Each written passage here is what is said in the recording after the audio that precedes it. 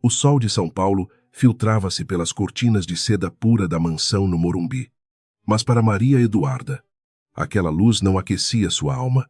Ela caminhava pelo corredor de mármore, com passos silenciosos e quase invisíveis, como se pedisse desculpas por habitar o próprio lar luxuoso. Cada objeto de arte e cada vaso de cristal importado parecia observar sua insignificância diante da linhagem orgulhosa dos Cavalcanti. Para o marido, Roberto, ela era apenas um adorno necessário, uma peça de mobília impecável que nunca deveria ousar emitir qualquer opinião. Naquela manhã cinzenta, o silêncio da casa era interrompido apenas pelo tilintar melancólico das louças de porcelana que Duda organizava com esmero. Dona Guiomar, sua sogra amarga, desceu as escadas com a arrogância de quem carrega um sobrenome centenário nas costas curvadas pela soberba. Ela olhou para a mesa com profundo desdém, criticando a disposição dos talheres e a temperatura do café. Enquanto Maria abaixava a cabeça em um gesto de submissão, ninguém imaginava que, sob aquela aparência frágil, batia o coração de uma estrategista brilhante e visionária. Enquanto servia o suco de laranja, Maria Eduarda sentia o peso do segredo que carregava há 5 anos em seu peito resiliente. Nos bastidores de sua vida doméstica opressiva, ela havia construído a Terra Viva, uma potência do agronegócio orgânico que já valia milhões de dólares.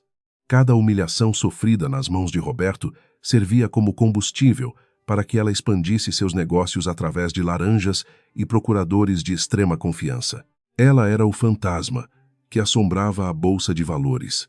Mas na mesa de jantar, era tratada apenas como uma criada. Roberto entrou na sala de jantar com o semblante carregado, falando ao celular sobre transações financeiras que pareciam estar escapando por entre seus dedos.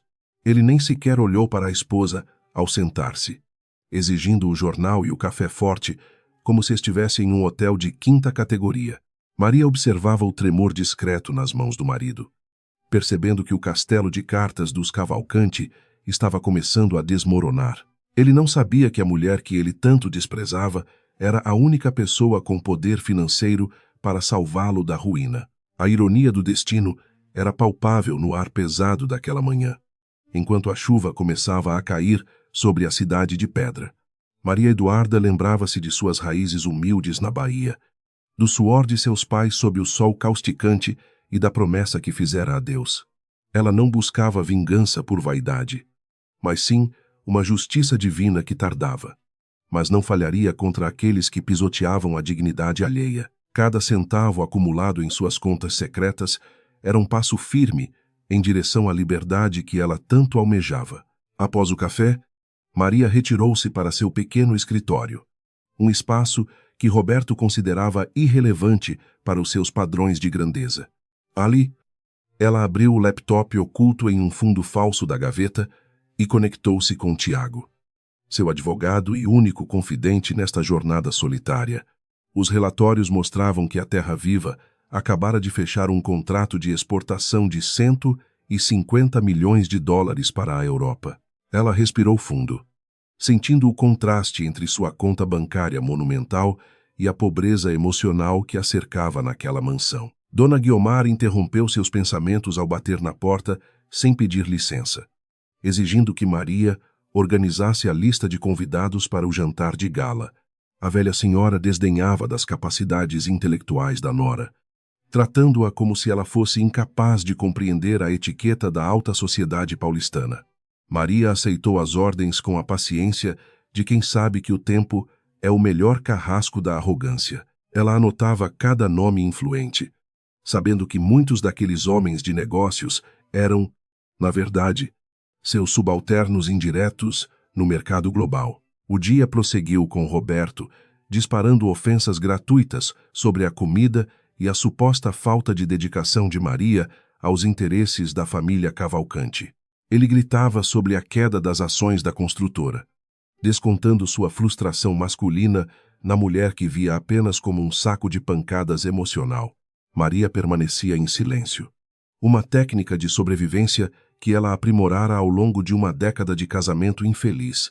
No entanto, seus olhos brilhavam com uma determinação fria, pois ela sabia que o momento da revelação estava cada vez mais próximo. Ao entardecer, Maria caminhou pelo jardim da mansão, observando as orquídeas que ela mesma cultivava com tanto carinho e paciência. As flores eram como sua vida secreta, cresciam na sombra, discretas, mas dotadas de uma beleza e força que ninguém poderia ignorar quando florescessem totalmente. Ela rezou em silêncio, pedindo a Nossa Senhora que lhe desse forças para suportar as últimas provações antes da libertação definitiva. Sua fé era o único pilar que a mantinha sã naquele ambiente de pura falsidade e vaidade extrema do mundo aristocrático. Roberto apareceu na varanda, segurando um copo de uísque e olhando para o horizonte com um vazio desesperador em seus olhos escuros. Ele começou a falar sobre o jantar de aniversário de casamento dos pais, insistindo que tudo deveria ser perfeito para manter as aparências. Para ele, a imagem da família era mais importante do que a realidade da falência iminente que o assombrava todas as noites. Maria concordou com um aceno suave, sentindo uma ponta de pena do homem que preferia o inferno do orgulho ao paraíso da verdade. Naquela noite, antes de dormir, Maria revisou os documentos que transferiam a posse de várias terras estratégicas para a sua empresa principal. Ela agia com a precisão de um cirurgião, garantindo que nenhum rastro levasse ao seu nome real, até que fosse tarde demais. O poder que ela acumulava não era para dominar, mas para proteger aqueles que Roberto havia prejudicado em sua busca desenfreada por lucro. Ela deitou-se ao lado do marido, sentindo um abismo intransponível separando seus corpos e, principalmente, as suas visões de mundo tão divergentes. Os dias seguintes foram consumidos pelos preparativos exaustivos para a grande festa que prometia reunir a elite financeira e política do país. Maria Eduarda coordenava os buffets, os decoradores e os músicos com uma eficiência que ninguém se dava ao trabalho de elogiar ou notar. Ela era a engrenagem invisível que fazia o relógio dos Cavalcanti funcionar. Enquanto eles se gabavam de uma sofisticação que não possuíam, no fundo, ela sentia que aquele evento seria o palco perfeito para o encerramento de um ciclo de sofrimento e o início da glória. Em uma reunião secreta, em um café discreto no centro da cidade, Tiago alertou Maria sobre os riscos de manter o segredo por muito tempo. Ele temia que a pressão psicológica de viver uma vida dupla pudesse afetar a saúde física de sua cliente e amiga mais valiosa.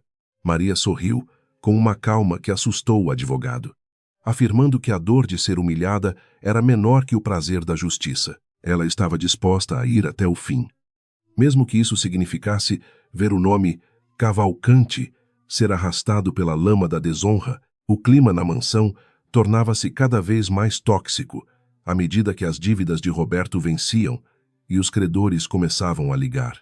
Dona Guiomar, alheia à realidade, continuava exigindo luxos desnecessários, comprando joias e vestidos caros para a festa que se aproximava rapidamente. Maria observava o desespero de Roberto aumentar, vendo-o se tornar mais agressivo e errático em suas palavras e ações diárias. Ela sabia que ele estava a um passo de perder o controle total, e aquele Tátio seria o estopim de uma tragédia necessária para a sua redenção. Maria lembrou-se de quando chegou a São Paulo, uma menina pobre com apenas uma mala de papelão e muitos sonhos na cabeça cansada. Ela trabalhou como empregada doméstica para a família de Roberto antes de ele se interessar por sua beleza exótica e decidir casar-se. O casamento nunca foi baseado em amor, mas em uma posse que Roberto exibia como um troféu conquistado em uma caçada social. Ele nunca se interessou em conhecer a alma da mulher que dormia ao seu lado, tratando-a como um objeto desprovido de intelecto ou ambição. Enquanto revisava os cardápios, Maria decidiu que incluiria um prato especial de sua terra natal, uma pequena homenagem silenciosa à sua herança baiana.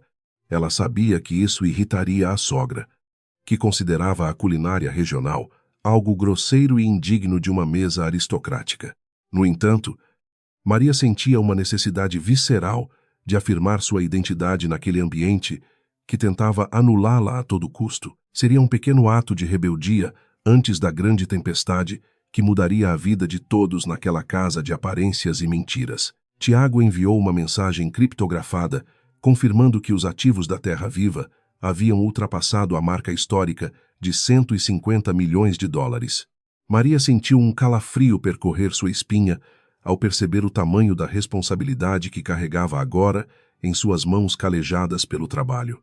Ela era uma das mulheres mais ricas do Brasil, operando nas sombras para evitar a ganância de predadores como o próprio marido. O contraste entre sua realidade financeira e sua vida doméstica era uma piada de mau gosto que o destino resolvera contar para testar a Pontla. Roberto entrou no quarto gritando sobre uma conta de luz atrasada. Algo impensável para alguém que vivia rodeado de ostentação e luxo excessivo. Ele jogou o papel sobre a cama e exigiu explicações. Como se Maria fosse a responsável pela gestão financeira das empresas do clã.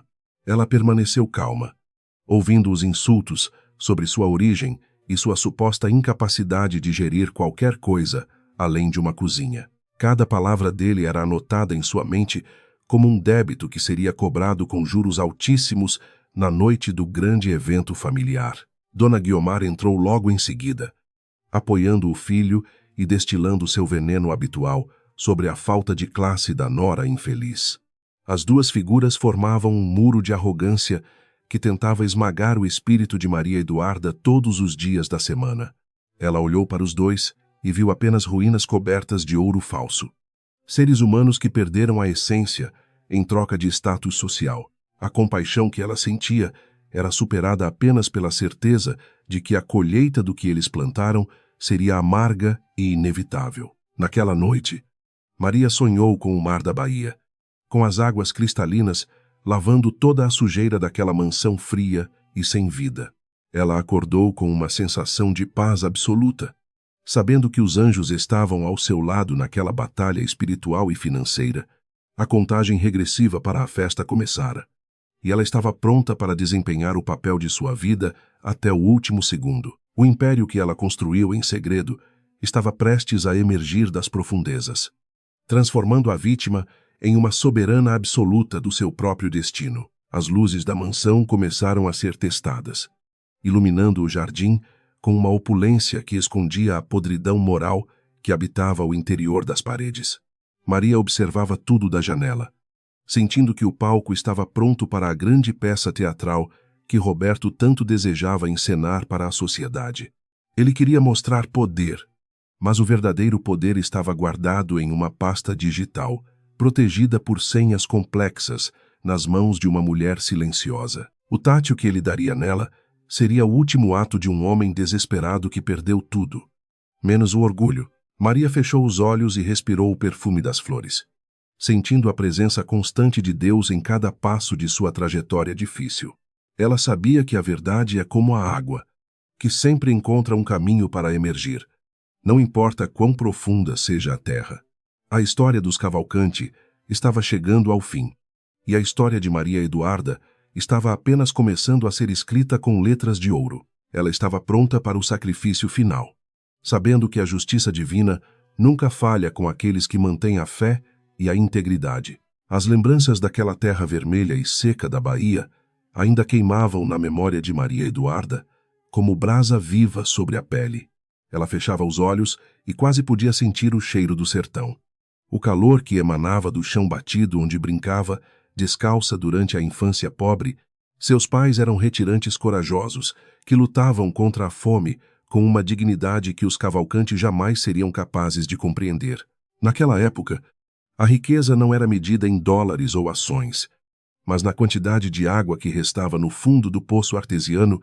Seu pai, o velho Tião, possuía um conhecimento ancestral sobre o ciclo das sementes e o humor inconstante das nuvens carregadas. Ele ensinou à pequena Duda que a terra nunca mente e que cada grão plantado com amor retornaria multiplicado para quem soubesse esperar o tempo de Deus.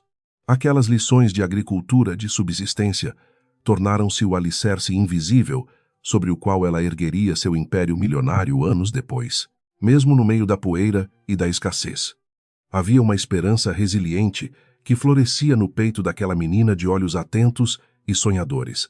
A tragédia chegou sem aviso, como uma tempestade de areia que cega os olhos e sufoca o fôlego dos desesperados. Um acidente na estrada poeirenta levou seus pais para longe, deixando-a sozinha com um terço de madeira e uma mala de esperanças despedaçadas. Aos 17 anos, Maria viu-se obrigada a abandonar as raízes baianas para buscar a sobrevivência na selva de pedra chamada São Paulo. O ônibus que a trouxe para o Sudeste estava lotado de almas cansadas que fugiam da miséria em busca de um milagre urbano. Ao desembarcar na rodoviária do Tietê, o barulho ensurdecedor da metrópole quase a fez recuar para o interior seguro de sua solidão. O frio de São Paulo penetrava em seus ossos, lembrando-a de que ela era apenas mais uma retirante invisível na multidão apressada. Com um papel amassado na mão, ela procurou o endereço da mansão onde trabalharia como empregada doméstica para pagar suas dívidas de transporte. Ela não sabia que aquele destino, aparentemente cruel, seria o laboratório onde sua força interior seria testada até o limite da exaustão humana. A mansão dos Cavalcanti parecia um castelo impenetrável visto de fora, com seus portões de ferro e seguranças de olhar severo. Maria foi levada para os fundos da casa, ocupando um quarto minúsculo e abafado que seria seu refúgio por longos e cansativos meses de trabalho.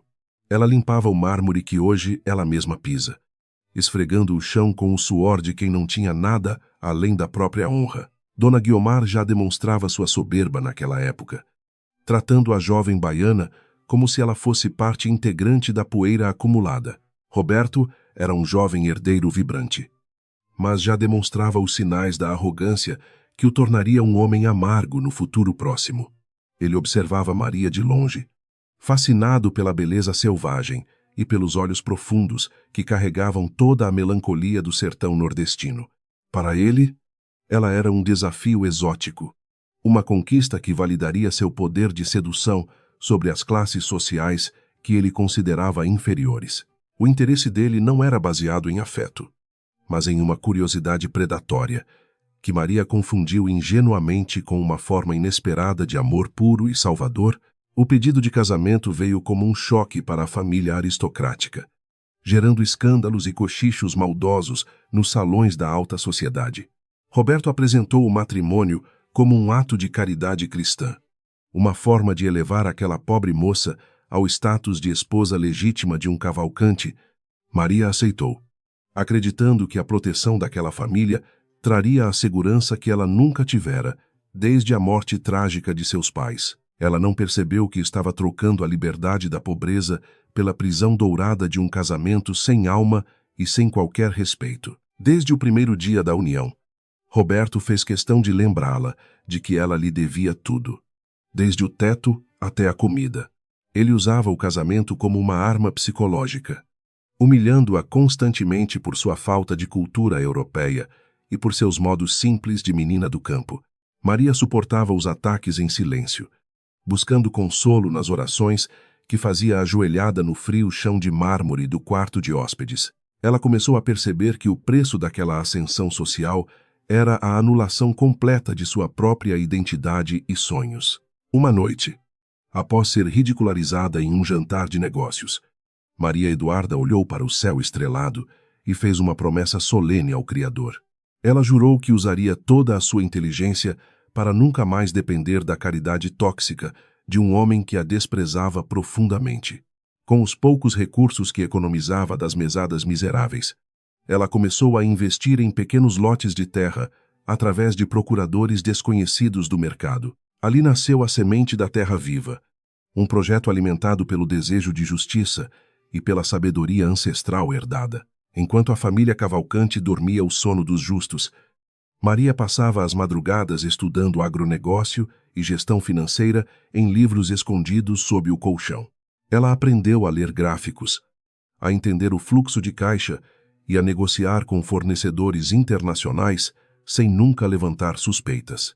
Roberto a via lendo romances baratos que ele mesmo comprava, sem imaginar que por trás daquelas capas coloridas escondiam-se manuais complexos de economia global. A ignorância dele era o escudo perfeito para que ela tecesse sua teia de influência e poder financeiro absoluto. O contraste entre a submissão doméstica e a autoridade empresarial tornava-se cada vez mais nítido na mente dividida de Maria Eduarda. Na cozinha, ela ouvia os desaforos da sogra sobre o tempero da comida, enquanto no telefone dava ordens a diretores executivos de grandes corporações. Essa dualidade exigia um controle emocional hercúleo, mas ela transformava cada lágrima em uma nova estratégia de mercado para expandir seus horizontes comerciais. A dor era o adubo que fortalecia as raízes de seu império, tornando-o indestrutível diante das futuras tempestades que certamente viriam. Enquanto Maria prosperava nas sombras, Roberto cometia erros estratégicos sucessivos na construtora que herdara de seu pai, o patriarca falecido dos Cavalcanti.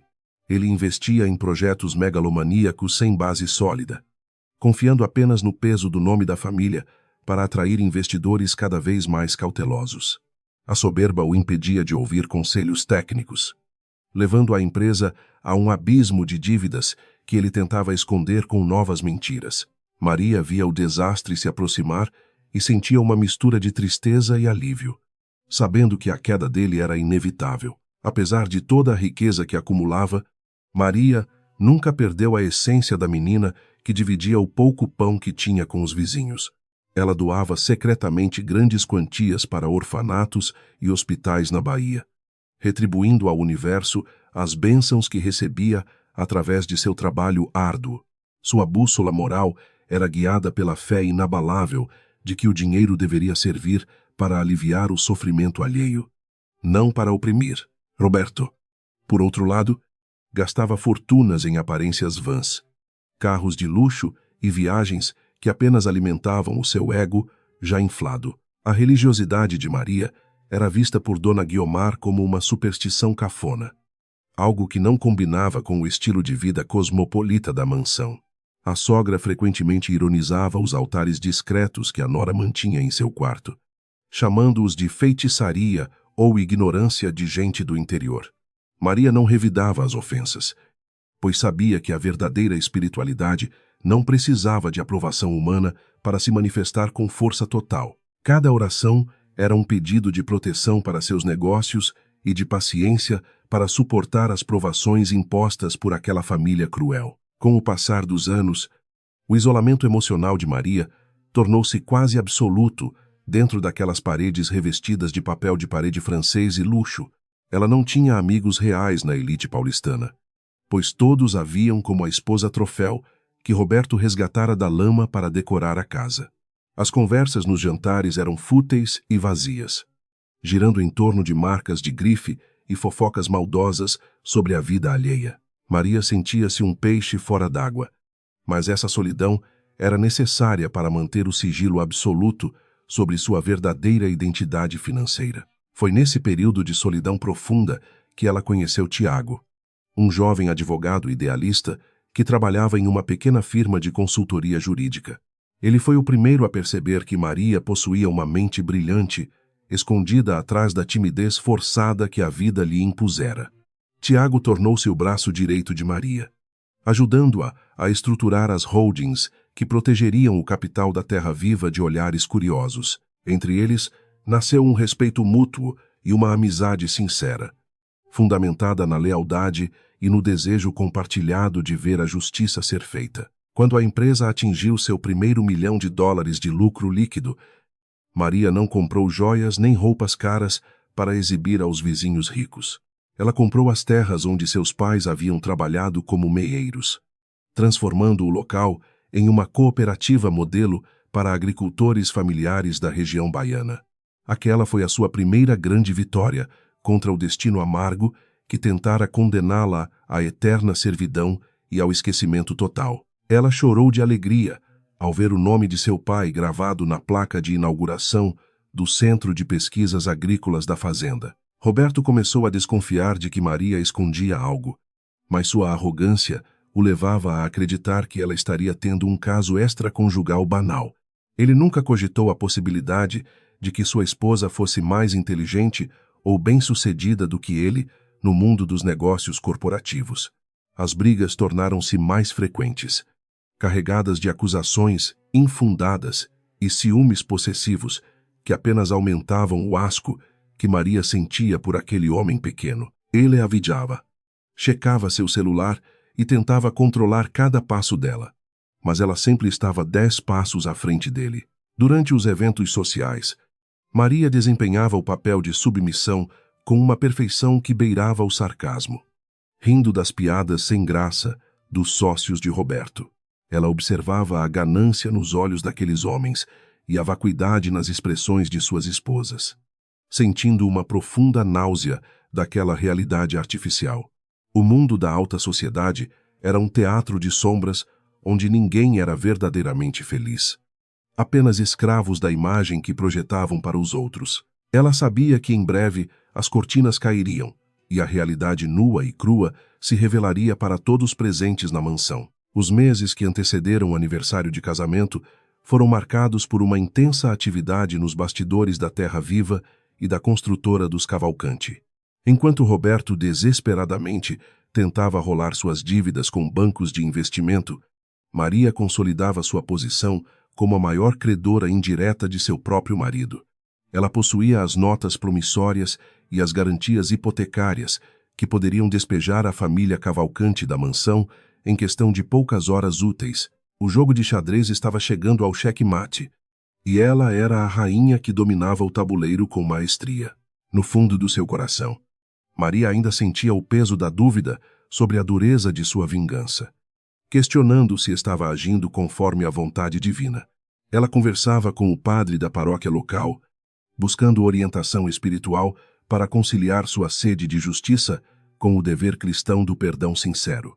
O velho sacerdote a lembrava de que a justiça não é ódio, mas sim a restauração da ordem correta das coisas no mundo. Aquelas palavras acalmavam seu espírito atormentado, dando-lhe a convicção necessária para prosseguir com seu plano de revelação e libertação. O estopim para a decisão final de Maria foi ver Roberto humilhar uma nova empregada da casa, tratando-a com a mesma crueldade que ele a tratara anos antes. Ela viu nos olhos daquela jovem o mesmo medo e a mesma desesperança que ela sentira quando chegou a São Paulo vinda da Bahia. Naquele momento, Maria percebeu que sua fortuna não serviria de nada se ela não interrompesse aquele ciclo de abusos perpetuado pelos Cavalcanti. A hora de agir havia chegado, e a festa de aniversário seria o cenário da sua maior e última transformação. Maria decidiu que o menu da festa teria um toque de sua identidade, incluindo a moqueca que seu pai costumava preparar em dias especiais. Ela sabia que esse gesto seria interpretado como uma afronta pela sogra e pelo marido. Mas ela não se importava mais com a opinião deles. Aquele prato representava suas raízes, sua luta e a memória daqueles que a amaram verdadeiramente antes de todo o luxo e da frieza. Seria o sabor da verdade, servido em pratos de porcelana cara. Um prenúncio do choque que abalaria as estruturas daquela família, com o coração batendo forte. Ela finalizou os detalhes da recepção, sentindo que o ar da mansão estava carregado de uma eletricidade estática e opressora. Cada convidado que chegava trazia consigo uma peça do quebra-cabeça que seria montado naquela noite inesquecível para a história da elite paulistana. Maria olhou-se no espelho, vendo não mais a menina assustada da Bahia, mas a mulher poderosa que o destino forjou no fogo da humilhação. O espetáculo estava prestes a começar, e ela seria a protagonista absoluta de um drama que ninguém jamais ousaria esquecer. Maria Eduarda transformava o pequeno sótão da mansão em seu centro de comando estratégico, longe dos olhos inquisidores de Roberto. Enquanto ele se perdia em reuniões intermináveis de diretoria que não levavam a lugar algum, ela monitorava o crescimento exponencial de suas plantações de soja e milho orgânicos no interior profundo do Brasil. Cada decisão era tomada com uma precisão cirúrgica, baseada em relatórios de mercado que chegavam criptografados ao seu computador pessoal. Ela era o cérebro invisível por trás de uma revolução agrícola silenciosa que desafiava os gigantes tradicionais do setor. O nome Terra Viva não foi escolhido ao acaso por Maria. Ele representava a promessa de ressurreição da dignidade de seu povo sofrido. Ela reinvestia grande parte dos lucros em tecnologias sustentáveis, que respeitavam o ciclo da natureza e a saúde dos trabalhadores rurais. Diferente da ganância predatória de Roberto, o modelo de negócios de Maria focava na prosperidade compartilhada e no respeito à herança ancestral de sua terra natal. Ele aprovava, dia após dia, que era possível ser extremamente lucrativa sem vender a própria alma para o sistema financeiro corrupto. Roberto, cego pelo próprio ego inflado, jamais suspeitaria que sua esposa ignorante possuía uma inteligência financeira muito superior à dele. Ele frequentemente ridicularizava as tentativas de Maria de entender os jornais econômicos, aconselhando-a a focar apenas na escolha do menu das festas beneficentes. Enquanto ele mergulhava a construtora Cavalcante em um mar de dívidas impagáveis e processos trabalhistas, Maria consolidava sua fortuna em paraísos fiscais legais e seguros. O abismo intelectual entre o casal crescia na mesma proporção em que suas fortunas seguiam caminhos diametralmente opostos na economia real. Tiago era o elo vital entre Maria e o mundo exterior, agindo como a face pública de uma proprietária que preferia o anonimato absoluto. Ele admirava a coragem daquela mulher que, mesmo vivendo sob constante pressão emocional, nunca perdia a clareza de seus objetivos maiores. Juntos, eles criaram uma rede complexa de empresas de fachada que ocultavam o verdadeiro poder por trás da marca Terra Viva. Para o mercado, o dono era um investidor misterioso e implacável. Para Roberto, o dono era apenas um fantasma que roubava seus melhores contratos. A marca de 150 milhões de dólares foi alcançada no momento em que a construtora de Roberto perdia seu principal contrato estatal. Maria sentiu uma mistura agridoce de triunfo e tristeza ao assinar os documentos que confirmavam a transação internacional de exportação. Ela não queria a destruição do marido por prazer, mas sim o reconhecimento de que ela não era o ser inferior que ele tentava convencer o mundo. Aquele capital representava a sua alforria, o fim de anos de servidão silenciosa e o início de uma nova era de autonomia. Enquanto isso, na sala de jantar, as conversas giravam em torno da crise financeira que abalava os pilares da tradicional família Cavalcante. Dona Guiomar, sempre arrogante, exigia que Roberto tomasse medidas drásticas para manter as aparências de luxo diante dos amigos ricos. Ela sugeriu que Maria dispensasse mais alguns empregados e assumisse ela mesma as tarefas pesadas da casa para economizar alguns trocados. Roberto concordou com um aceno cansado, sem imaginar que os trocados que Maria economizava eram investimentos que renderiam bilhões em um futuro muito próximo e glorioso. Maria Eduarda encontrava consolo em suas idas discretas à igreja, onde depositava suas angústias aos pés da imagem de Nossa Senhora Aparecida. Ela pedia sabedoria para não se deixar corromper pelo imenso poder financeiro que agora residia em suas mãos, antes calejadas pelo trabalho braçal. A riqueza para ela era uma ferramenta de justiça, uma forma de garantir que outras meninas baianas não passassem pelo mesmo calvário que ela enfrentou. Sua fé era o equilíbrio necessário para não sucumbir à tentação de usar seu império apenas como uma arma de vingança pessoal e destrutiva. O escritório da Terra Viva funcionava em um prédio discreto na Avenida Paulista, onde ninguém associaria aquela operação bilionária à esposa de um falido. Tiago gerenciava uma equipe de jovens talentos que viam em Maria uma líder visionária e inspiradora. Embora nunca tivessem visto seu rosto real, ela se comunicava através de vídeos com a voz alterada e e-mails criptografados, mantendo sua identidade protegida como o segredo mais valioso do agronegócio nacional. A lenda do investidor invisível crescia, enquanto na mansão Cavalcante, a mulher por trás do mito servia o jantar em silêncio absoluto. Maria planejava cuidadosamente o momento da revelação, sabendo que cada peça deveria ser colocada no lugar certo para o impacto máximo necessário. Ela começou a comprar discretamente as dívidas bancárias da construtora de Roberto, tornando-se a principal credora do homem que a humilhava diariamente. Cada tátil verbal que recebia dele era devolvido com a compra de mais uma hipoteca que pesava sobre os ombros cansados da família Cavalcante. Ela estava cercando o inimigo com flores de seda e contratos de ferro, esperando o instante em que a verdade floresceria para todos os presentes. O isolamento de Roberto aumentava à medida que seus amigos de copo e sócios de negócios se afastavam diante do cheiro de fracasso financeiro iminente. Ele se tornava mais ríspido com Maria, culpando sua suposta falta de sorte ou origem humilde pela má fase que a família atravessava. Ele não percebia que a sorte estava sentada à sua frente todos os dias, mas ele a expulsava com ofensas e indiferença cruel. O desespero de Roberto era visível em seus olhos injetados pelo álcool e pelas noites mal dormidas. Tentando encontrar uma saída que Maria já havia bloqueado estrategicamente, Dona Guiomar continuava a viver em um mundo de fantasias aristocráticas, planejando festas que a família já não podia pagar sem sacrificar o patrimônio restante. Ela exigia que Maria escolhesse os cristais mais caros e as flores mais raras.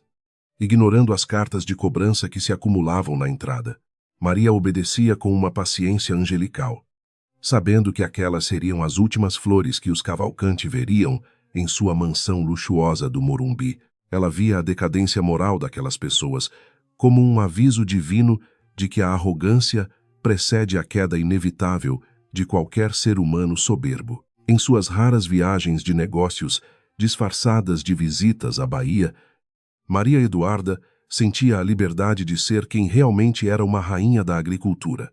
Ela caminhava entre os trabalhadores da terra viva, ouvindo suas histórias e garantindo que todos tivessem condições dignas de vida e educação para seus filhos. Aquela era a sua verdadeira família. As pessoas que compartilhavam de seu sonho de transformar o Brasil através da terra cultivada com respeito. O contraste com a frieza da mansão em São Paulo era tão grande que ela quase se sentia em dois planetas distintos e distantes. Roberto começou a pressionar Maria para que ela pedisse dinheiro a algum parente distante ou usasse suas joias como garantia para um novo empréstimo bancário. Ele gritava que ela não tinha noção do que era manter o nome Cavalcanti no topo da pirâmide social e financeira da cidade. Maria apenas olhava para ele com uma profunda tristeza, vendo o quanto a ganância e a vaidade haviam transformado aquele homem em uma sombra. Ela se recusava a entregar suas joias, que eram, na verdade, investimentos disfarçados em pedras preciosas de alto valor de revenda imediata no mercado. A tensão atingiu o ápice quando Maria foi informada por Tiago que a Terra Viva havia sido eleita a empresa do ano por uma revista internacional. O prêmio seria entregue em uma cerimônia glamurosa em Paris. Mas Maria sabia que não poderia comparecer sem revelar seu segredo guardado a 7 chaves. Ela enviou Tiago em seu lugar, observando de longe o reconhecimento de seu trabalho árduo, enquanto limpava a poeira dos móveis caros da sogra. A glória estava lá fora, mas o seu destino estava amarrado àquela mansão, até que o acerto de contas final fosse devidamente realizado. A cada dia que passava, Maria sentia que o tátil de Roberto estava mais próximo de acontecer, como uma conclusão inevitável de sua frustração masculina e social. Ele buscava qualquer pretexto para descontar sua raiva nela. Desde uma camisa mal passada até um atraso insignificante na hora de servir o almoço.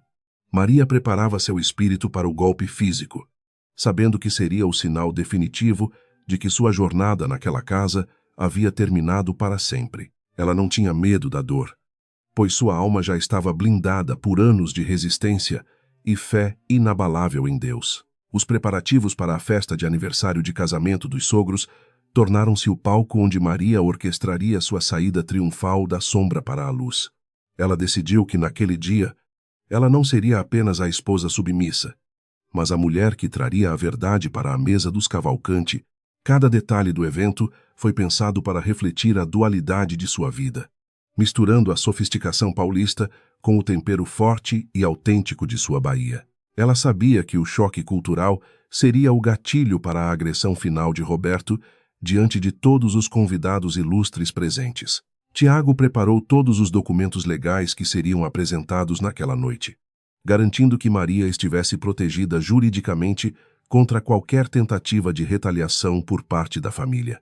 Ele estava preocupado com a segurança física dela, mas Maria garantiu que os anjos estariam cuidando de cada passo seu durante a celebração luxuosa. O império de 150 milhões de dólares estava pronto para ser revelado, transformando a dona de casa desprezada na mulher mais influente do agronegócio nacional.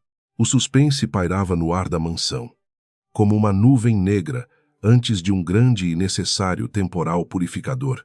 Roberto, em um momento de embriaguez, confessou a Maria que a construtora estava tecnicamente falida e que ele precisava de um milagre para não ir para a cadeia. Ele chorou de forma patética, implorando por um apoio que ele nunca deu a ela durante todos os anos de casamento infeliz e opressor. Maria ouviu tudo com uma calma perturbadora, sem prometer nada, pois sabia que o milagre que ele pedia estava diante de seus olhos ignorantes. Ela apenas disse para ele confiar na justiça divina, o que o irritou profundamente, fazendo-o gritar insultos sobre sua religiosidade barata e inútil. No dia anterior à festa, Maria visitou o túmulo de seus pais em sua mente, pedindo bênção para o que estava prestes a acontecer naquela casa. Ela sentia que estava honrando o nome deles ao mostrar que a filha de retirantes havia vencido a soberba daqueles que se achavam donos do mundo. A força que emanava de suas memórias baianas era o que a sustentava nos momentos em que a vontade de desistir batia forte em seu coração. Ela era Maria Eduarda, a semente que sobreviveu à seca para florescer no meio do asfalto frio da grande metrópole paulistana. O destino estava traçado e as cartas estavam sobre a mesa, esperando apenas que o primeiro jogador fizesse seu movimento desesperado e fatal naquela noite de gala. Maria vestiu seu vestido mais simples, mas carregava no olhar a dignidade de quem construiu um império com as próprias mãos e muita inteligência estratégica. O silêncio da mansão era o prelúdio da tempestade que mudaria a vida de todos os Cavalcanti para sempre, deixando uma marca profunda na sociedade. O império nas sombras estava pronto para emergir com toda a sua força, luz e glória divina diante dos homens pequenos. Enquanto os garçons finalizavam a montagem das mesas no salão principal, Maria deu uma última olhada em seu laptop, confirmando a transferência dos ativos finais. Tudo estava em ordem. Cada centavo, cada terra e cada contrato de exportação sob sua autoridade suprema e inquestionável pelos bancos mundiais. Ela fechou o computador com um sorriso discreto, sentindo o peso da responsabilidade se transformar em uma leveza de espírito quase transcendental e libertadora para sua alma. A contagem regressiva para o jantar mais importante de sua existência havia finalmente começado sob o olhar atento da providência divina e do tempo. A atmosfera na mansão tornou-se irrespirável quando a notícia da perda do contrato estatal chegou como um trovão sobre a cabeça de Roberto Cavalcanti. Ele quebrou um vaso de cristal raro na sala, gritando impropérios contra os sócios que o abandonaram no momento mais crítico de sua carreira empresarial.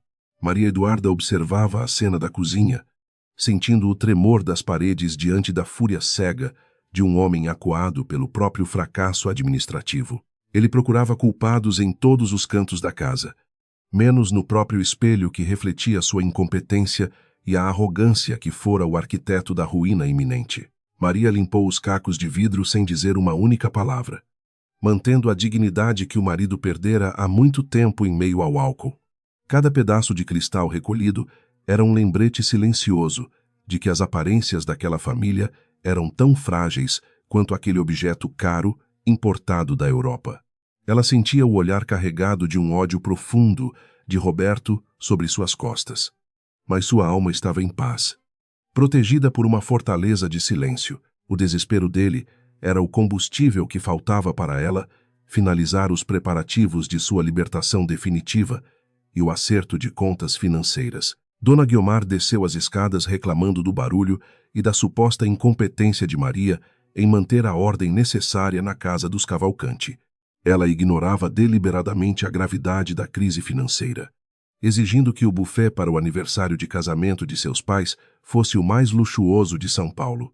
Para a matriarca, a honra da família dependia exclusivamente da quantidade de caviar e champanhe servidos aos convidados influentes da alta sociedade paulistana. Ela tratava a nora como uma serva desprovida de sentimentos, incapaz de compreender a gravidade da situação social que o cercava naquele momento tão difícil. Enquanto Roberto tentava desesperadamente vender ativos desvalorizados para cobrir o rombo nas contas da construtora, Maria autorizava novos investimentos em tecnologia agrícola sustentável. A discrepância entre as realidades financeiras do casal era um abismo que ninguém na mansão ousava imaginar ou sequer suspeitar em seus sonhos. Ela operava o mercado com a calma de quem possui o controle total sobre o destino. Enquanto o marido se afogava em um mar de dívidas, cada tátil verbal de Roberto era uma motivação extra para que ela consolidasse seu império milionário nas sombras daquela mansão fria e sombria. Roberto passou a beber mais intensamente durante as noites, transformando as refeições em sessões de humilhação pública contra a esposa que ele considerava um fardo. Ele zombava da fé de Maria, dizendo que Deus não se importava com pessoas miseráveis como ela e sua família pobre do interior baiano. Ela rezava em silêncio absoluto, pedindo perdão pela alma atormentada de um homem que trocara o amor verdadeiro pelo poder efêmero do dinheiro fácil. A mansão, antes um símbolo de status, tornara-se um campo de batalha emocional onde o silêncio era a arma mais poderosa de Maria Eduarda. Os convites para a grande festa foram enviados para a elite, todos em papel timbrado, com letras douradas que escondiam a podridão moral dos Cavalcante. Maria cuidava de cada detalhe com uma eficiência que irritava Dona Guiomar, que preferia vê-la cometendo erros para poder criticá-la diante dos outros. O cardápio estava sendo finalizado, e Maria insistiu em incluir sabores que remetessem à sua origem. Disfarçados sob nomes franceses, muito sofisticados, ela sabia que o paladar não mente e que a verdade encontraria seu caminho através dos sentidos aguçados dos convidados naquela noite de gala social. Tiago encontrou Maria em um parque discreto para entregar os últimos documentos legais que provavam sua propriedade sobre as hipotecas vencidas da mansão. Ele estava muito preocupado com os hematomas emocionais que ela carregava. Mas Maria garantiu que sua força vinha de um lugar além da compreensão humana. Ela era agora a dona legal de tudo o que Roberto pensava possuir, mantendo o controle sobre o teto sob o qual eles dormiam. A ironia do destino era tão profunda que ela às vezes sentia vontade de rir da arrogância cega de sua sogra amarga e cruel. A paranoia de Roberto crescia a cada ligação de cobrança que ele recebia de bancos que antes lhe estendiam o tapete vermelho da amizade. Ele começou a desconfiar que alguém estava sabotando seus negócios por trás dos panos, sem jamais imaginar que o inimigo era sua própria esposa. Maria ouvia suas teorias conspiratórias com uma expressão neutra, oferecendo chá para acalmar os nervos de um homem que estava perdendo a sanidade mental. Ela via a ruína dele como um processo de purificação necessário para que a verdade pudesse finalmente florescer naquela casa de mentiras. Maria visitou a capela da mansão, um lugar esquecido por Roberto e Dona Guiomar, para buscar orientação espiritual em meio ao caos financeiro iminente. Ela sabia que a revelação traria muita dor, mas também traria a libertação que ela e muitos outros trabalhadores explorados tanto necessitavam há anos. Sua prece era simples: que o orgulho fosse quebrado e que a justiça prevalecesse sobre a vaidade humana que destrói almas e famílias. Ela sentia a presença de seus pais ao seu lado, encorajando-a a não temer a tempestade que estava prestes a desabar sobre eles. Durante o jantar de terça-feira, a tensão atingiu um nível físico, com o tilintar dos talheres soando como tiros em um campo de batalha silencioso. Roberto gritou com Maria porque o peixe não estava no ponto exato que ele desejava, jogando o guardanapo no chão com um desprezo absoluto. Ele a chamou de inútil diante dos criados, reafirmando que ela nunca deixaria de ser a empreguinha que ele tirara da sarjeta. Maria apenas abaixou os olhos, mas em sua mente, ela já estava assinando a ordem de despejo que mudaria a vida dele. Ele se levantou e caminhou em direção a ela, o hálito exalando uísque e o olhar carregado de um ódio que beirava a loucura. Maria não recuou, embora seu coração batesse forte contra as costelas, em um ritmo de medo e determinação que a mantinha sempre viva. Roberto parou a poucos centímetros de seu rosto, prometendo que se ela o envergonhasse na festa, ele a mandaria de volta para a Bahia. Ela sentia o calor da fúria dele, mas manteve a calma de quem sabe que o poder real não precisa de gritos. Dona Guiomar interveio apenas para dizer que Maria não valia o esforço de uma discussão acalorada durante o jantar da família Cavalcanti. Ela sugeriu que a nora se retirasse para o quarto para refletir sobre sua sorte de pertencer a uma linhagem social tão nobre. Maria obedeceu, sentindo o peso da injustiça arder em seu peito como uma ferida aberta que se recusava a cicatrizar. No corredor, ela respirou fundo, lembrando-se de que a verdadeira nobreza não se compra com dinheiro, mas se conquista com integridade. Ela era muito mais rica do que eles. Naquela noite, Maria verificou os saldos de sua empresa e viu que o crescimento da Terra Viva superava todas as expectativas dos analistas financeiros mundiais. O mercado estava ansioso para conhecer a identidade do proprietário misterioso que estava ditando as novas regras do agronegócio sustentável e muito rentável. Ela sabia que o mundo ficaria em choque ao descobrir que uma mulher nordestina era a mente por trás de tanto sucesso comercial. Roberto continuava mergulhado em papéis de cobrança, tentando encontrar uma saída para um labirinto que ele mesmo construiu com sua ganância. Maria passava horas na cozinha, o único lugar onde se sentia verdadeiramente conectada com suas raízes e com o amor de sua mãe baiana. Ali, entre temperos e aromas, ela planejava o cardápio da festa, que seria o palco de sua grande e final transformação social.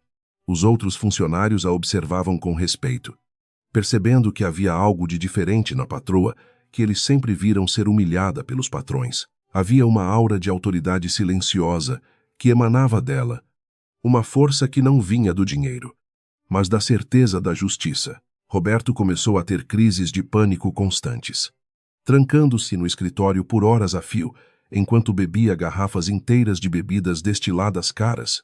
Ele via o nome da família ser arrastado pela lama nos jornais, com rumores de falência circulando livremente pelas rodas sociais influentes. Maria tentava ajudá-lo com palavras de conforto, mas ele as rejeitava com agressividade, alegando que uma mulher como ela não entendia nada de negócios. Ele não percebia que ela era a única pessoa no mundo que poderia salvá-lo da humilhação pública e da prisão por dívidas. As amigas de Dona Guiomar telefonavam constantemente, buscando informações sobre a saúde financeira da construtora, com uma curiosidade mórbida, disfarçada de preocupação genuína. A velha senhora mantinha a pose de rainha, mentindo descaradamente sobre novos investimentos e contratos internacionais que nunca existiram na realidade dos fatos. Maria observava a decadência daquela classe social que se sustentava apenas por aparências vãs e títulos que já não tinham valor real. Ela sentia pena da cegueira de sua sogra, que preferia viver em uma mentira luxuosa a enfrentar a verdade de sua pobreza. Maria deu a ordem final para que Tiago comprasse a última parcela da dívida bancária da família Cavalcanti através de um fundo secreto. Agora, ela era oficialmente a dona da mansão, dos carros e até mesmo das joias que Dona Guiomar usava com tanta empáfia. O controle total estava em suas mãos, e ela sentia um peso enorme sobre os ombros ao carregar o destino de tantas pessoas. Ela não buscava a destruição de ninguém por maldade, mas sim a reparação histórica de uma vida de abusos contra sua origem humilde e nordestina. A cidade de São Paulo parecia mais cinzenta do que o habitual, com a poluição abafando o brilho dos arranha-céus que Roberto admirava. Maria olhava pela janela, imaginando o verde das suas plantações na Bahia e a pureza do ar que ela um dia voltaria a respirar livremente. A vida urbana era um teatro de sombras onde as pessoas perdiam a alma em busca de um status vazio. Ela estava pronta para abandonar tudo aquilo e retornar às suas raízes. Mas antes precisava cumprir sua missão de restaurar a verdade. Roberto exigiu que Maria usasse um vestido específico para a festa, uma peça cara que ele comprara para manter a ilusão de riqueza. Ele a puxou pelo braço, apertando com força excessiva, e disse que ela deveria sorrir o tempo todo para não levantar suspeitas. Maria olhou nos olhos dele, vendo um homem pequeno e amedrontado que usava a violência para esconder sua própria fragilidade. Ela aceitou o vestido, sabendo que aquela seria a última vez que ela se sujeitaria aos caprichos de um homem que nunca a amou de verdade. Com tudo pronto para o evento, Maria Eduarda recolheu-se ao seu quarto para rezar uma última vez antes da batalha final que se aproximava. Ela sabia que após aquela noite, nada mais seria como antes para os Cavalcanti e para sua própria vida de mulher submissa. O império de 150 milhões de dólares estava pronto para emergir das sombras e brilhar com intensidade diante dos homens soberbos. Ela sentia uma paz profunda, a paz de quem cumpriu seu dever, e agora espera pela colheita do que plantou com fé. Roberto recebeu a notícia oficial de que o consórcio havia cancelado o projeto bilionário, alegando falta de garantias financeiras sólidas por parte da construtora. Ele desabou em sua poltrona de couro, sentindo o peso do mundo esmagar suas ambições e o orgulho que sempre ostentou. Maria entrou no escritório com um copo de água, mas ele o arremessou contra a parede, gritando que ela era o seu azar. O ódio dele era uma chama que consumia tudo ao redor, deixando apenas cinzas e ressentimento em seu rastro de destruição pessoal. Dona Guiomar ignorava os gritos vindos do escritório, concentrada em instruir os floristas sobre a raridade das orquídeas que deveriam adornar o salão principal. Ela queria que a festa de 30 anos de casamento de seus pais fosse um marco histórico na sociedade paulistana.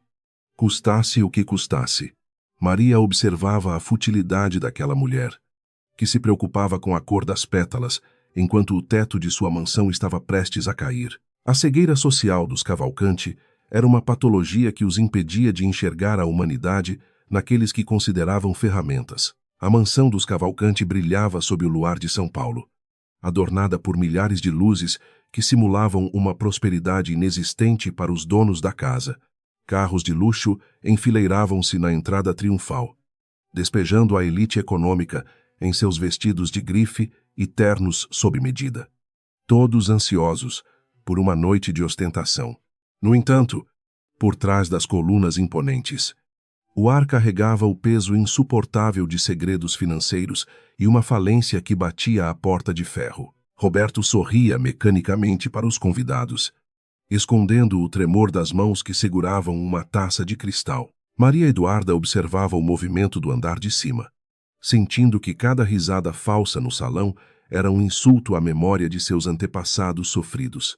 Ela vestia o traje imposto por Roberto, mas sua alma estava revestida por uma armadura de coragem que ninguém ali poderia atravessar com olhares de superioridade. O momento da verdade estava se aproximando rapidamente, como uma tempestade que limpa o horizonte após anos de opressão e poeira acumulada. Ela desceu as escadas com a elegância de quem não deve nada ao mundo, carregando o destino daquela família em seu peito. Dona Guiomar desfilava entre as mesas, destilando veneno em forma de elogios e vangloriando-se de uma linhagem que estava prestes a ser desmascarada publicamente. Ela apontava para Maria como se exibisse um troféu de caridade, comentando com as amigas sobre como fora difícil educar uma menina vinda do interior. Maria ouvia tudo com uma serenidade perturbadora, mantendo o sorriso enigmático que guardava o poder de 150 milhões de dólares. Os convidados, alheios ao drama subterrâneo, celebravam a vaidade enquanto o Império Cavalcanti se equilibrava precariamente sobre um abismo de dívidas colossais. No meio da noite, o buffet começou a servir os pratos principais, sob a supervisão direta e silenciosa daquela que todos chamavam apenas de Duda. Ela havia preparado uma surpresa que ecoava o sabor de sua infância na Bahia. Um prato que representava sua força e sua identidade roubada. O aroma do azeite de dendê e do leite de coco começou a invadir o salão climatizado, chocando o olfato acostumado apenas com a culinária francesa, insípida. Era o cheiro da terra, da resistência e da verdade que Maria Eduarda cultivara em segredo durante todos esses anos. Quando a moqueca fumegante foi colocada sobre a mesa principal, um silêncio desconfortável espalhou-se entre os convidados mais tradicionais da alta sociedade de São Paulo. Roberto, Ao perceber o prato popular servido em sua festa de gala, sentiu o sangue subir ao rosto em uma onda de fúria cega. Ele viu naquilo uma tentativa deliberada de Maria de humilhá-lo diante de seus credores e parceiros de negócios que ainda o respeitavam. A vergonha social era para ele uma ferida mortal, superior a qualquer perda financeira ou crise ética que pudesse enfrentar. Ele caminhou em direção a Maria com passos pesados, enquanto os convidados observavam a cena com uma curiosidade mórbida e sussurros maldosos por trás das taças. Dona Guiomar aproximou-se também, com os olhos injetados de raiva, acusando a nora de ser uma ingrata que tentava manchar o sobrenome ilustre da família. O clima festivo transformou-se instantaneamente em um tribunal de inquisição, onde Maria era a ré culpada por ter trazido suas raízes para o altar do luxo. A tensão era tão sólida que parecia poder ser cortada pelas facas de prata sobre a mesa. Roberto gritou que aquele prato era uma ofensa aos seus convidados e que Maria nunca aprenderia a se comportar como uma verdadeira dama da sociedade. Ele acusou-a de querer arrastá-lo de volta para a pobreza de onde ela viera, esquecendo-se de que ele próprio estava na ruína completa. Maria permaneceu imóvel, olhando fixamente para o marido com uma compaixão que o irritava ainda mais do que qualquer resposta agressiva. Ela não recuou diante da tempestade de insultos, mantendo a postura de quem conhece o valor real de cada grão plantado. Em um surto de violência, impulsionado pelo desespero e pelo álcool, Roberto ergueu a mão e desferiu um tátil sonoro no rosto de Maria Eduarda.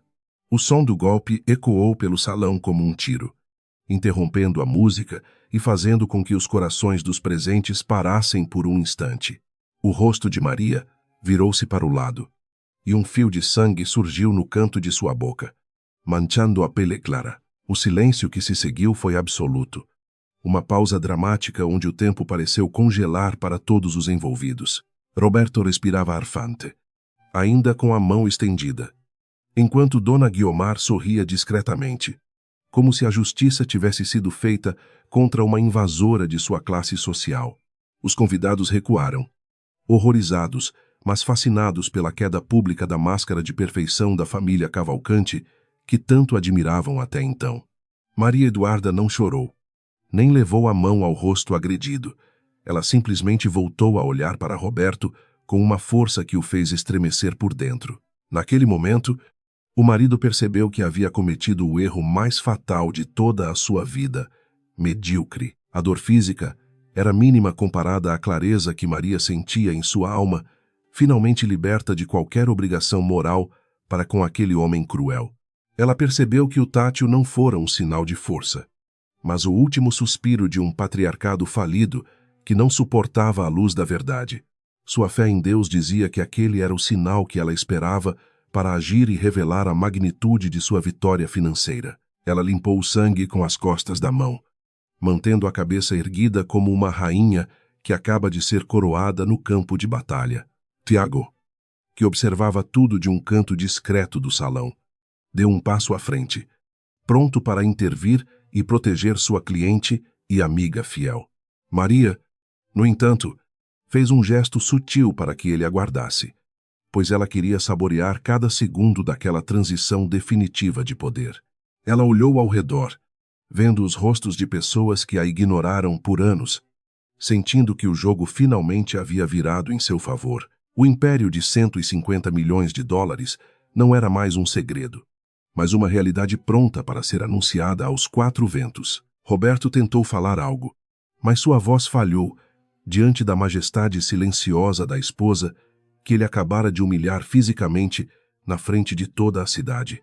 Ele sentiu um frio súbito na espinha, como se o chão sob seus pés estivesse desaparecendo. O que de fato estava acontecendo juridicamente naquele exato momento.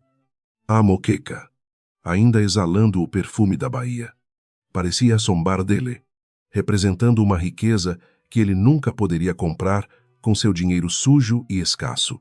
O destino estava cumprindo sua promessa de Georgi Gatnoy, e a colheita seria amarga para o agressor. Dona Guiomar, percebendo que o clima havia mudado, tentou mudar de assunto e pedir que os músicos voltassem a tocar, Mas ninguém se moveu naquela sala luxuosa. Os convidados estavam paralisados, testemunhas de um crime de honra que derrubava os pilares de uma das famílias mais tradicionais da elite paulistana de forma irremediável. Maria Eduarda deu um passo em direção ao microfone que estava posicionado para os discursos de aniversário, com uma calma que parecia sobrenatural para quem acabara de ser agredida. O mundo estava prestes a ouvir a voz que fora silenciada por uma década de opressão. Cada passo de Maria sobre o mármore era como o rufar de tambores, anunciando o fim de uma era e o início de uma nova dinastia empresarial. Ela não sentia ódio, mas uma justiça divina que transbordava de seu coração e guiava seus movimentos com uma precisão matemática e espiritual. Roberto tentou segurá-la pelo braço novamente, mas ela se esquivou com uma agilidade que mostrou que ele não tinha mais nenhum controle sobre ela. O palco estava montado para a maior revelação da história daquela sociedade hipócrita. E Maria era a única protagonista legítima. Ela parou diante do microfone e olhou para a multidão. Vendo o medo nos olhos de Roberto e a confusão no rosto amargo de sua sogra caída, Maria começou a falar com uma voz firme, sem tremores, agradecendo a todos pela presença naquela noite que marcaria o renascimento de sua própria dignidade humana. Ela mencionou suas raízes na Bahia, o suor de seu pai e a fé inabalável que a trouxe até aquele momento de triunfo absoluto. O silêncio era tão profundo que se podia ouvir a respiração ofegante de Roberto, que pressentia o desastre final. Maria declarou que a moqueca era um tributo à honestidade, algo que faltava naquela casa há muitas gerações de homens orgulhosos e mulheres fúteis, sem coração. Ela afirmou que a agressão de Roberto seria a última vez que qualquer membro daquela família levantaria a mão ou a voz contra qualquer pessoa inocente. Os convidados começaram a cochichar, percebendo que a esposa submissa tinha muito mais a dizer do que as etiquetas sociais permitiam em eventos dessa magnitude. A tensão subiu ao nível máximo, preparando o terreno para a entrada triunfal dos advogados e dos novos fatos. Roberto gritou para que ela se calasse, ameaçando expulsá-la da mansão sem um centavo no bolso, acreditando ainda que detinha o poder financeiro daquela relação. Maria sorriu. Um sorriso de quem conhece os números reais de todas as contas bancárias e hipotecas que sustentavam aquele teto de gesso caro. Ela disse calmamente que ele não poderia expulsá-la de uma casa que já não lhe pertencia mais legalmente há mais de 2 meses úteis. O choque na expressão de Roberto foi tão grande que ele quase caiu sobre a mesa de doces finos. Dona Guiomar interveio, chamando Maria de louca e mentirosa, tentando desqualificar suas palavras diante dos amigos influentes que ainda restavam no salão de festas. Maria ignorou a sogra e fez um sinal para Tiago, que se aproximou com uma pasta de couro contendo os documentos originais da Terra Viva. Ela anunciou que a empresa que Roberto tentava desesperadamente conquistar era, na verdade, propriedade exclusiva da mulher que ele acabara de tatear com desprezo. O valor de mercado da corporação foi revelado, deixando a elite paulistana em um estado de choque catatônico e absoluto. 150 milhões de dólares era uma cifra que nenhum dos Cavalcanti poderia sequer sonhar em possuir naquele momento de crise financeira profunda e irreversível. Maria Eduarda não era mais a coitada vinda do interior, mas a mulher mais poderosa do agronegócio nacional. Sentada sobre um império de terras férteis, Roberto sentiu os joelhos fraquejarem, percebendo que o Tátio que dera nela fora o golpe de misericórdia em sua própria vida social e dignidade masculina, ele era agora apenas um devedor diante da mulher que ele tratara como uma escrava doméstica. A revelação ecoou pelas paredes da mansão, transformando o ambiente de luxo em um cenário de ruína moral para os antigos donos do poder local. Maria olhou para o marido com uma mistura de pena e firmeza, deixando claro que a justiça de Deus havia sido feita através de seu trabalho silencioso. Ela convidou todos a provarem a moqueca, o prato da vitória, enquanto os seguranças de sua própria empresa tomavam posições estratégicas ao redor do salão. A noite da humilhação tornara-se a noite da coroação, e a Bahia finalmente havia vencido a arrogância cega do Morumbi. Roberto desabou em prantos. Um choro patético de quem perdeu tudo o que valorizava o dinheiro, o status e o respeito dos seus pares de classe. Maria Eduarda desceu do palco com a elegância de uma santa, caminhando entre os convidados que agora abriam caminho com reverência e temor genuíno. Ela não olhou para trás, sabendo que sua missão naquele lombo de sofrimento havia sido cumprida com honra, coragem e uma fé inabalável. O tátil ainda ardia em seu rosto, mas seu coração estava leve, batendo no ritmo da liberdade que ela conquistara. O silêncio que se seguiu ao impacto da mão de Roberto contra a face de Maria Eduarda era tão denso que parecia palpável. Os convidados, outrora falantes, agora assemelhavam-se a estátuas de cera em um museu de horrores sociais. Maria não desviou o olhar. Ela manteve a cabeça erguida, enquanto a marca avermelhada em sua bochecha tornava-se o símbolo de sua alforria definitiva. Naquele instante, o luxo da mansão empalideceu diante da força moral de uma mulher que, por anos, suportara o peso do desprezo com uma paciência santa e estratégica. Roberto tentou justificar seu ato vil aos presentes, alegando que a esposa havia perdido o juízo ao desafiar a tradição dos Cavalcanti. Suas palavras, no entanto, soavam vazias e desesperadas, como o eco de um náufrago em um oceano de vaidade. Ele ainda não compreendia que o tátil que desferira não era um sinal de autoridade, mas o prego final no caixão de sua própria reputação. Dona Guiomar, ao seu lado, tentava manter a compostura, ignorando que o solo sob seus pés já não pertencia mais à linhagem que tanto defendia com orgulho. Tiago caminhou pelo salão com uma pasta preta que continha o destino da família Cavalcanti, selado por leis e cifras astronômicas. Ele se posicionou ao lado de Maria, agindo como o cavaleiro de uma rainha que não precisava de proteção, mas de testemunho. O advogado abriu os documentos sob a luz dos lustres de cristal, revelando as assinaturas que transferiam a posse daquela mansão para a holding Terra Viva. O burburinho entre os convidados cresceu, transformando o choque inicial em uma curiosidade febril sobre a verdadeira identidade da dona de tudo o que eles admiravam. Maria tomou a palavra novamente, sua voz agora amplificada pelo sistema de som que antes emitia músicas clássicas suaves. Ela explicou que cada centavo da dívida de Roberto fora comprado por sua empresa nos últimos meses, transformando-a na senhora absoluta de sua vida. Ele devia milhões a ela, não apenas em dinheiro, mas em anos de silêncio e humilhações suportadas naquelas salas frias de mármore. Roberto cambaleou, segurando-se em uma cadeira para não cair diante da revelação que destruía seu mundo de ilusões e poder masculino fingido. Frágil e completamente oco, os bancos haviam vendido as hipotecas para um investidor anônimo. E esse investidor estava ali, diante de todos. Com o rosto marcado pela violência, Maria detalhou como construiu seu império a partir das lições de seu pai baiano, provando que a terra é generosa com quem a trata com respeito.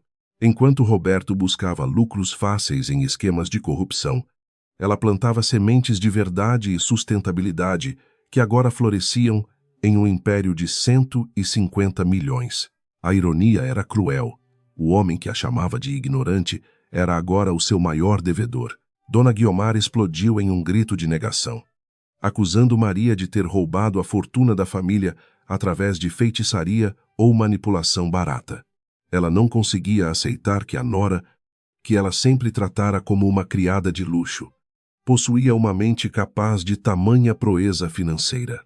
A velha senhora tremia de raiva e medo, percebendo que as joias que ostentava eram agora propriedades legais da mulher que ela tanto desprezava. O mundo aristocrático de São Paulo assistia à queda de uma dinastia com um misto de horror e uma secreta e perversa satisfação. Roberto, tentando recuperar uma dignidade que já se esvaíra, ordenou que os seguranças retirassem Maria e seu advogado da propriedade imediatamente e sem demora.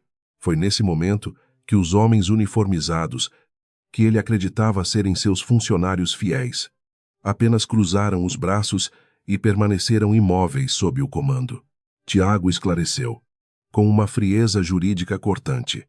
Que os contratos de segurança haviam sido renovados pela Terra Viva.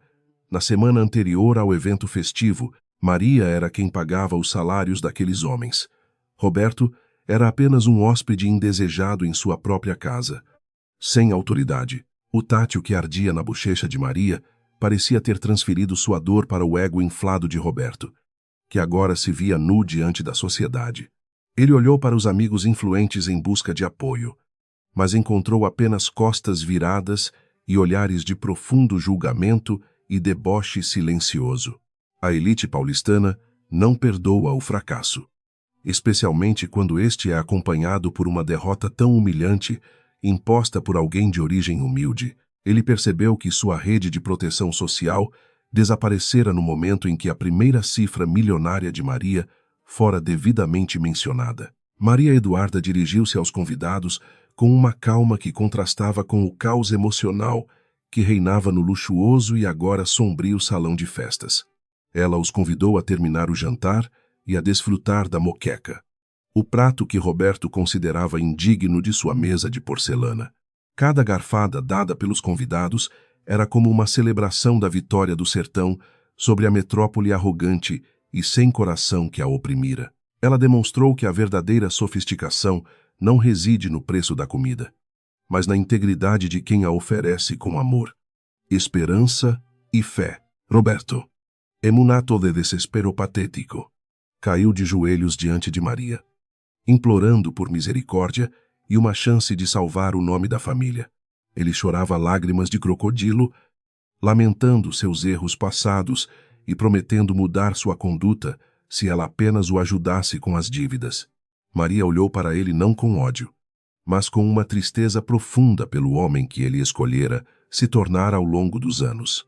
Ela lembrou-se de todas as vezes que pedira por um pouco de carinho e recebera apenas indiferença ou violência verbal de sua parte cruel. A resposta de Maria foi curta e definitiva, ecoando como uma sentença final pelos corredores de mármore daquela mansão que vira tanto sofrimento calado. Ela disse que a misericórdia de Deus é infinita, mas a justiça dos homens exige que cada um colha exatamente aquilo que plantou. Roberto havia plantado vento e colhia, agora uma tempestade que levaria embora seu status, sua construtora e sua morada de luxo exagerado. Não haveria acordo secreto nos bastidores, apenas a aplicação rigorosa da lei que ele tanto desprezara quando se sentia o dono do mundo financeiro atual. Tiago apresentou a ordem de despejo, que, embora fosse para execução futura, já lançava uma sombra de irremediável finalidade sobre a vida dos Cavalcante ali. Maria anunciou que transformaria a mansão em um centro de apoio para mulheres vítimas de violência doméstica e refugiados que chegam à cidade de São Paulo. A notícia foi como um golpe final no coração de Dona Guiomar, que via sua casa de festas ser destinada aos que ela considerava inferiores. A justiça social estava sendo feita de uma forma que ninguém naquela sala luxuosa poderia ter previsto ou imaginado. Os convidados começaram a se retirar, deixando a mansão com pressa, como se a falência de Roberto fosse uma doença altamente contagiosa e mortal.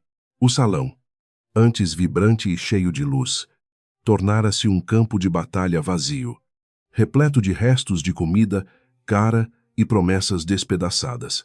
Maria permaneceu no centro da sala, sentindo o silêncio retornar.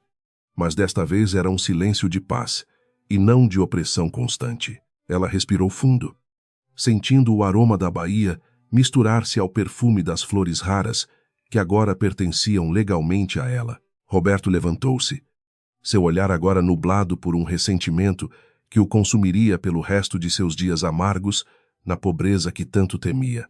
Ele tentou dizer uma última ofensa, mas as palavras morreram em sua garganta seca pela angústia de saber que perdera tudo para sempre.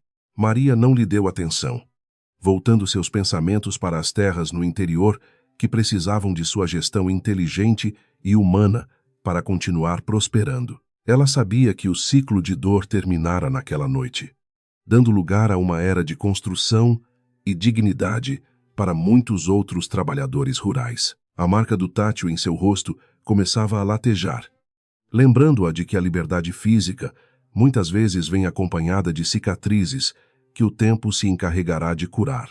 Ela tocou a bochecha com carinho, não com autopiedade, mas com o orgulho de quem lutou e venceu uma guerra silenciosa de 10 anos. Maria Eduarda olhou para a imagem de Nossa Senhora em seu terço de madeira, agradecendo pela força concedida nos momentos de maior escuridão. A luz da verdade finalmente brilhava intensamente, dissipando as sombras da hipocrisia que habitavam aquela casa de pedra. Dona Guiomar, sentada em um sofá de veludo, parecia ter envelhecido décadas em apenas alguns minutos de revelação bombástica e confronto direto com a realidade. Ela não tinha mais ninguém para quem ditar ordens ou de quem se gabar, pois sua linhagem estava financeiramente morta e socialmente enterrada. A arrogância que fora seu escudo tornou-se sua prisão, isolando-a em um mar de arrependimentos que ela nunca admitiria publicamente diante de ninguém. Maria sentiu uma leve pontada de pena daquela velha senhora, mas sabia que a justiça exigia que ela enfrentasse as consequências de seus atos. Tiago informou que os carros de Maria já estavam esperando na entrada para levá-la a um hotel seguro até que os trâmites finais fossem concluídos. Ela não levaria nada daquela mansão, exceto os seus documentos pessoais, seu laptop e a fé inabalável que a sustentara em todos os momentos difíceis. As roupas de grife e as joias compradas com o dinheiro de Roberto ficariam para trás, como vestígios de uma vida que ela desejava esquecer. Maria queria começar sua nova fase apenas com o que conquistara com seu próprio esforço e a bênção divina da terra. Ao caminhar em direção à porta de saída, Maria passou pela cozinha e agradeceu aos funcionários que a ajudaram a preparar a moqueca daquela noite inesquecível. Ela prometeu que todos teriam empregos garantidos em sua fundação social ou em suas fazendas produtivas no interior do país, com salários justos. Lágrimas de gratidão rolaram pelos rostos daqueles homens e mulheres que sempre viram nela uma alma irmã, apesar da diferença de posição social imposta. O respeito que ela conquistara entre os humildes valia muito mais do que qualquer aplauso da elite paulistana que acabara de partir. Roberto observava de longe, um espectro de homem desprovido de qualquer propósito ou direção em um mundo que ele já não compreendia mais plenamente. Ele percebeu que nunca conhecera a mulher com quem dormira por 10 anos, ignorando a genialidade que habitava sob o véu da submissão forçada. A beleza dela, que ele acreditava ser sua posse, agora irradiava uma autoridade que o reduzia a uma insignificância patética e quase invisível socialmente. Ele estava sozinho em sua mansão de vidro, cercado pelos fantasmas de sua própria ganância e pelos escombros de um império construído. Maria Eduarda cruzou o portão da mansão no Morumbi pela última vez, sentindo o ar da noite de São Paulo mais puro e revigorante do que nunca. O motorista da Terra Viva abriu a porta do carro com um respeito que não vinha do medo, mas da admiração sincera pela sua líder. Ela olhou para as luzes da cidade, sabendo que sua história agora pertencia ao mundo e não mais às sombras de um casamento infeliz. O preço do silêncio fora alto, mas a liberdade que ele comprara era inestimável e eterna para o seu coração resiliente. Dentro do veículo luxuoso, ela fechou os olhos e permitiu-se finalmente chorar, deixando que as lágrimas lavassem toda a atenção acumulada nos últimos meses de preparação intensa. Não eram lágrimas de tristeza, mas de alívio e gratidão por ter conseguido honrar a memória de seus pais e sua herança baiana querida. O império de 150 milhões de dólares era apenas um meio para um fim maior, a transformação de vidas através da justiça e do amor. Maria Eduarda, a menina do sertão, havia se tornado a senhora de seu próprio destino glorioso. A notícia da queda dos Cavalcanti e da ascensão da Terra Viva espalharia-se como fogo nos jornais econômicos da manhã seguinte, mudando o cenário empresarial brasileiro para sempre. Maria sabia que novos desafios viriam, mas ela estava pronta para enfrentá-los, com a mesma coragem que a fizera sobreviver à seca e à opressão urbana.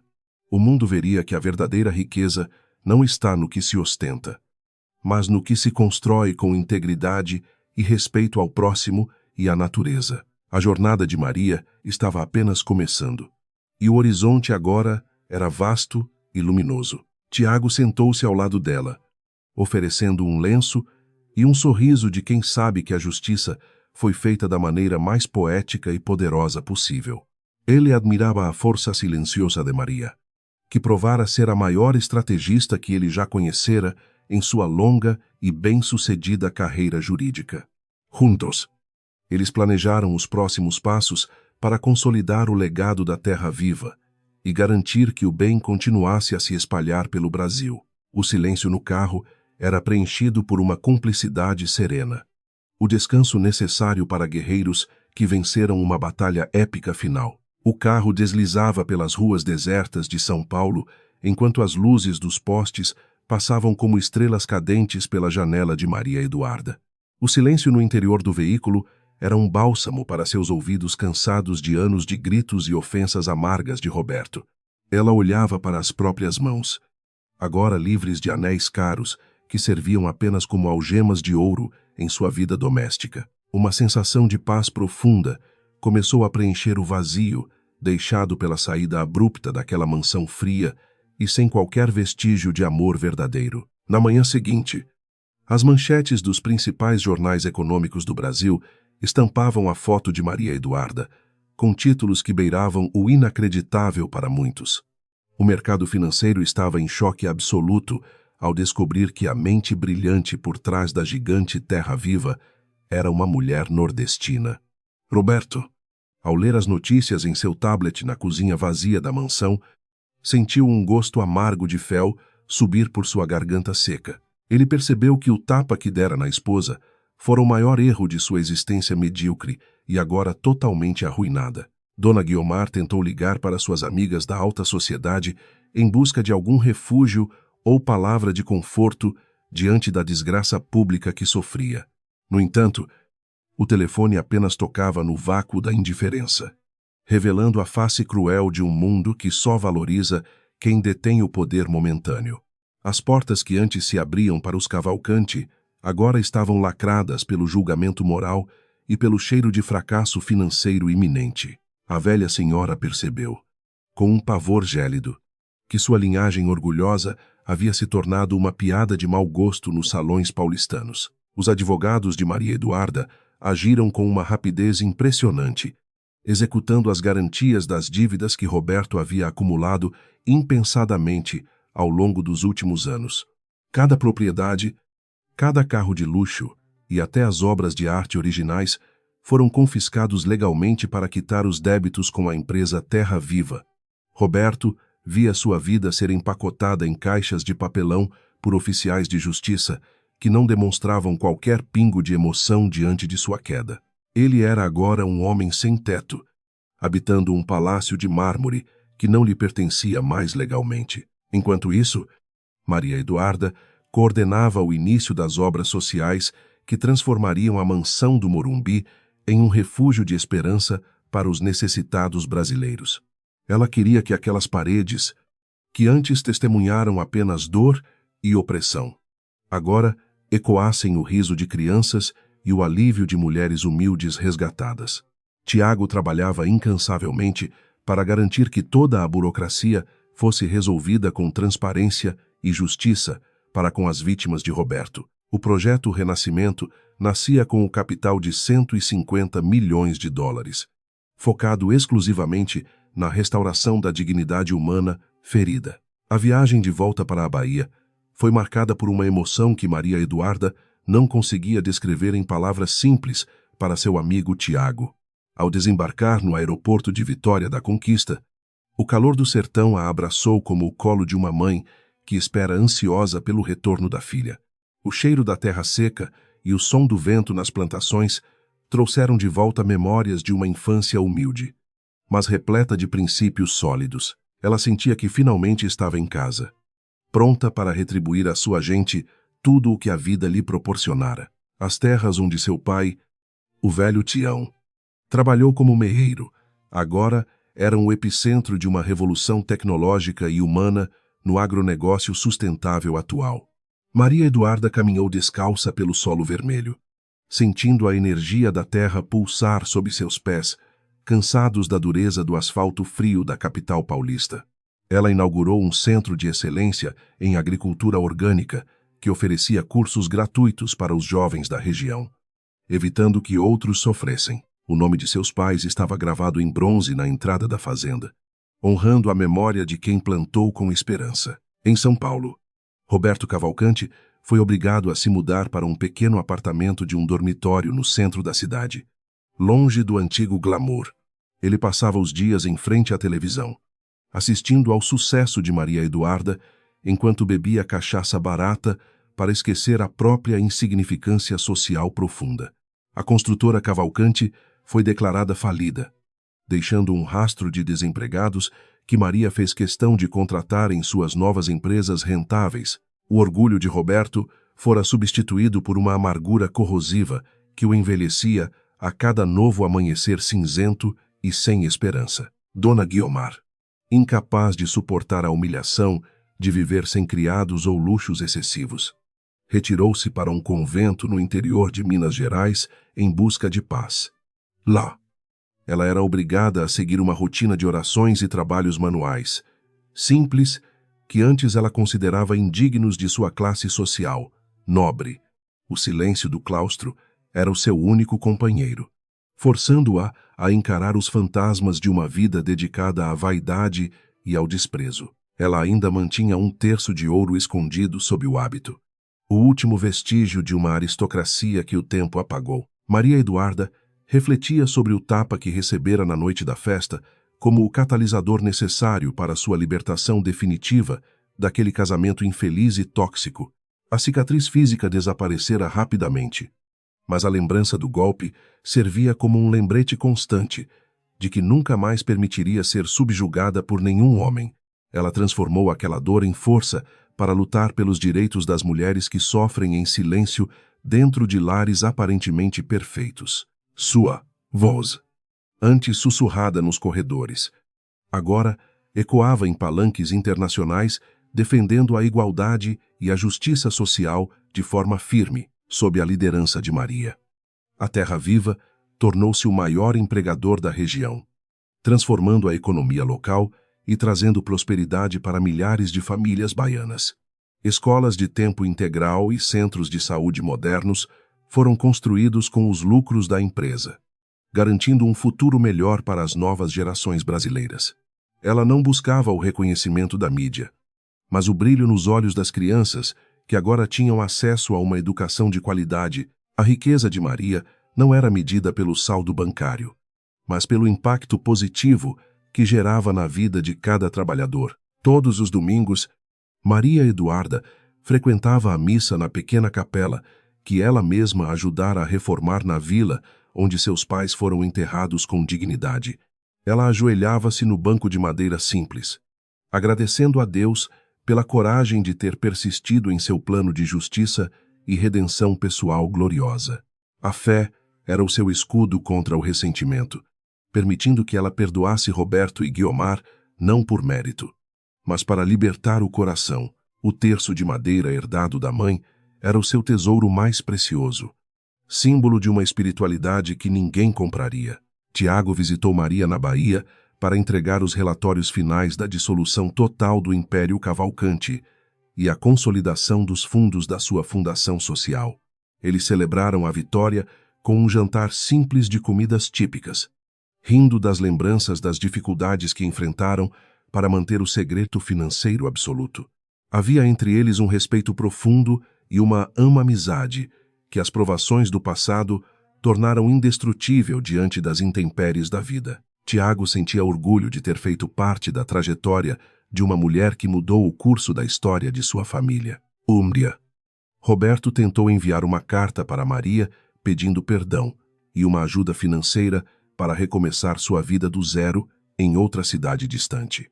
Ele escrevia palavras de arrependimento que soavam calculadas e destituídas de qualquer sinceridade emocional verdadeira, aos olhos atentos daquela mulher sábia e resiliente. Maria leu a carta com serenidade, mas decidiu não responder, sabendo que o silêncio era a melhor resposta para quem nunca soube valorizar as pessoas. Ela enviou o documento para seus advogados, mantendo a barreira necessária para proteger sua paz e sua vida nova. A Terra Viva expandiu seus horizontes para outros estados do Nordeste, replicando o modelo de cooperativa que priorizava o pequeno produtor e a preservação ambiental. Maria viajava frequentemente para acompanhar de perto o crescimento dos plantios e conversar com os agricultores sobre as técnicas de manejo orgânico, eficaz e moderno.